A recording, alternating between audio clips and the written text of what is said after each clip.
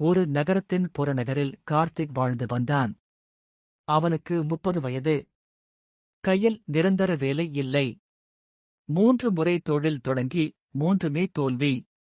அவன் வீட்டில் அம்மா அடிக்கடி சொல்வார், மற்ற பிள்ளைகள் எல்லாம் செட்டில் ஆகிட்டாங்க, நீ எப்ப? அந்த கேள்வி கார்த்திக்கின் மனதை தினமும் குத்திக் கொண்டிருந்தது. ஒரு நாள் அவன் கடைசி முயற்சியாக ஒரு வேலைக்கு இன்டர்வியூ போனான். அங்கே அவனிடம் கேட்ட ஒரே கேள்வி, இந்த வயசுல இவ்வளவு தோல்வி, உங்களை நம்பலாமா? அந்த கேள்விக்கு அவனால் பதில் சொல்ல முடியவில்லை. வெளியே வந்ததும் மழை ஆரம்பித்தது. அவன் பஸ் ஸ்டாப்பில் நின்று கொண்டிருந்தபோது ஒரு வயதான மனிதன் சாலையோர டீ கடையில் கண்ணாடி துடைத்துக் கொண்டிருந்தார்.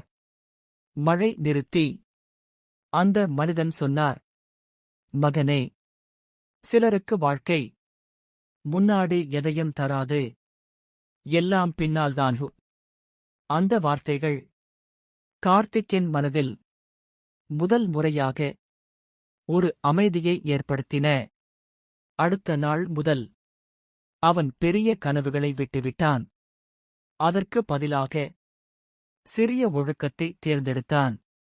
தினமும் காலை 5 மணிக்கு எழுதல், 1 மணி நேரம் புதிய திறன் கற்றல், யாரிடமும் ஒப்பீடு இல்லை, நேற்று இருந்த தன்னை விட இன்று கொஞ்சம் மேல். முதல் 3 மாதம் எதுவும் மாறவில்லை. அடுத்த 3 மாதம் மக்கள் கேலிச்சிரிப்பு. 1 வருடம் கழித்து ஒரு சிறிய வாய்ப்பு. அதற்குப் பிறகு இன்னொரு வாய்ப்பு. 3 வருடம் கழித்து அதே கார்த்திக் ஒரு குழுவை வழிநடத்துகிறான்.